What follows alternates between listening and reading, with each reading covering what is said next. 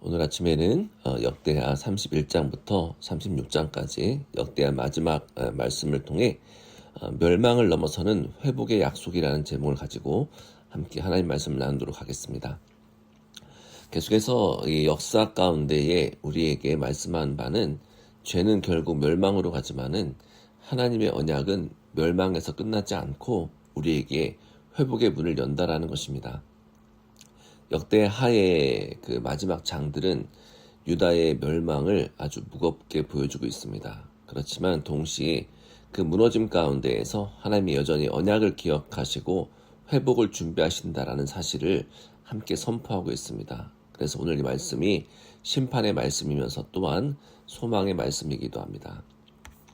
히스기야와 요시야 같은 왕들은 하나님께로 돌아와 예배를 회복했고 그때 공동체도 다시 살아났습니다. 하나님께 돌아가는 길에는 언제나 회복이 있습니다. 그러나 다른 많은 왕들은 선지자들의 말을 듣지 않았습니다. 말씀을 가볍게 여겼고 교만해졌고 하나님보다 자기 생각을 붙들었습니다. 백성도 함께 타락했습니다. 결국 나라는 점점 안으로부터 무너졌습니다. 성경은 이 멸망의 원인을 바벨론의 힘에서 먼저 찾지 않습니다. 먼저 죄에서 찾습니다. 하나님을 떠난 마음, 하나님을 거절하는 완고함, 회개하지 않는 교만이 결국 나라를 무너뜨린 것입니다. 사람은 자꾸 문제의 원인을 밖에서만 찾으려고 합니다. 우리가 갖고 있는 환경 때문이기도 하고 또 우리가 만나서 교제하는 사람 때문이라고 합니다. 또 이 시대의 완악함 때문이라고 이야기할 수 있습니다. 물론 그런 것들도 우리에게 영향을 줍니다. 하지만 성경은 더 깊은 원인이 있다고 말합니다. 그것은 계속해서 이 역대하의 말씀을 통해 우리에게 주시는 하나님을 떠난 마음이라는 것입니다. 말씀이 들려도 돌이키지 않고 죄를 죄로 여기지 않으며 하나님 없이도 괜찮은 것처럼 살아가는 그 삶은 결국 안에서부터 무너지게 된다는 것입니다. 그래서 이 멸망은 어느 날 갑자기 닥친 사고가 아니라 하나님을 외면하고 하나님을 떠난 삶에서부터 그것이 끝까지 밀고 간 결과라는 것입니다. 마침내 이 역대하에 보면 느부갓네살 왕이 예루살렘을 공격하고 성전은 불타고 백성은 포로로 끌려갑니다. 정말 나라가 멸망하는 참담한 장면이 아닐 수 없습니다. 하나님의 백성이라 불리고 하나님의 나라라 불리고 또 하나님의 선택된 그런 민족이라고 불렸던 공동체가 무너지고 하나님을 예배했던 예루살렘 성전이 폐허가 된 것입니다. 사실 이렇게 보면은 하나님의 나라도 별 수 없구나. 하나님 다스리는 나라도 별 수 없고 모든 것이 끝난 것처럼 보여집니다. 그러나 역대하는 거기서 끝나지 않습니다. 성경은 멸망을 마지막 장면으로 두지 않습니다. 왜냐하면 하나님의 이야기는 심판에서 멈추지 않기 때문에 그렇습니다. 역대의 마지막은 고레스의 칙령으로 끝납니다. 바사왕 고레스가 하나님의 감동을 받아서 포로된 백성에게 돌아가라고 명하였고 성전 재건을 허락합니다. 이것은 단순한 어떤 국제 정치의 변화가 아닙니다. 이것은 하나님께서 역사 가운데 개입해 계신다라는 것, 그리고 하나님께서 여전히 자기 백성을 기억하고 계시다라는 증거입니다. 백성은 죄로 무너졌지만 하나님은 언약을 버리지 않으셨습니다. 인간의 실패는 컸지만 하나님의 신실하심은 더 커졌다라는 것입니다. 이것이 바로 멸망을 넘어서는 회복의 약속입니다. 여기서 우리는 성경에서 주는 소망을 배울 수 있습니다.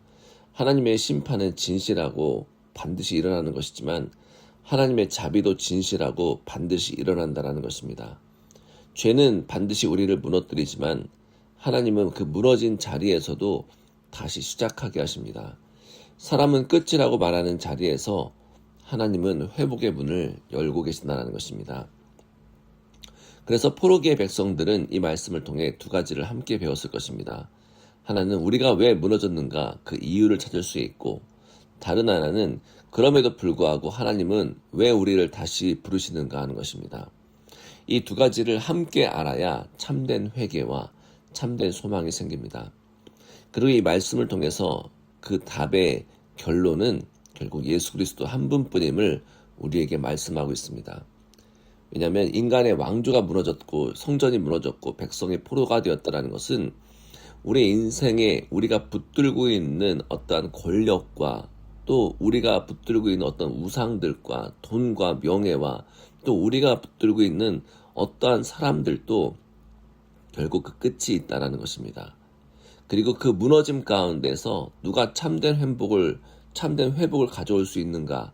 바로 그 답이 오직 예수 그리스도 뿐이시라는 것입니다. 예수님께서는 무너진 성전 대신에 친히 참된 성전이 되셨고 우리들의 포로된 인생을 자유케 하셨으며 죄의 멸망을 넘어서 생명의 길을 여신 참된 왕이십니다. 그러므로 역대하의 마지막 회복은 단지 옛 이스라엘의 귀한 이야기로 끝나지 않고 예수 그리스도 안에서 완전한 회복으로 이어집니다. 이 말씀을 통해 우리가 다시 한번 우리 스스로에게 묻는 시간이 되기를 바랍니다. 내 삶의 무너진 이유를 정말 하나님 앞에서 보고 있는가? 복음 안에서 해석하고 있는가? 동시에 그 무너진 자리에서도 하나님이 나를 여전히 회복 가운데 부르고 계심을 믿고 있는가 하는 것입니다. 하나님은 오늘도 우리를 정죄로만 부르지 않습니다. 회개로 부르시고 회복으로 부르십니다. 그러므로 우리는 이렇게 기도해야 됩니다. 주님, 내 죄를 보게 하옵소서. 그러나 내 죄보다 더 크신 주님의 약속의 언약도 보게 하옵소서. 무너진 자리에서 다시 일어나게 하시고 예수님 안에서 참된 회복을 누리게 하옵소서. 오늘 이 새벽에 우리 안에 있는 완고함, 또 교만, 또 다른 사람을 기대서 의지하는 마음들, 또 하나님을 떠나 이제는 내 마음대로 살려고 했던 마음들, 우리가 일상을 살아가면서 하나님 없이 내 생각과 내 뜻과 내 시간을 내 마음대로 살았던 모든 원인들을 바라보는 시간 되기를 간절히 바랍니다. 그리고 더 크신 하나님의 회복의 약속 안에서 다시 회복되고 일어나는 귀한 상속의 성도님들 되시기를 주님의 이름으로 축복합니다. 기도하겠습니다. 하나님의 약속과 언약을 기억하시는 하나님 아버지, 오늘 말씀을 통해 멸망보다 더 크신 하나님의 회복의 약속을 보게 하셔서 감사드립니다. 우리는 자주 말씀을 가볍게 여기고 또 교만하기도 하고 주님을 따르지 못하는 불순종으로 하나님께 멀어졌음을 회개합니다. 무너짐의 원인을 남 탓이거나 환경 탓으로 돌리지 않게 하시고 다시 한번 하나님 앞에 우리 자신을 돌아보게 인도하여 주옵소서. 하지만 우리의 죄가 아무리 크다 하더라도 우리 주님의 언약은 더 크시고 우리의 실패가 아무리 깊다 할지라도 주님의 자비가 더 깊으심을 믿게 하옵소서.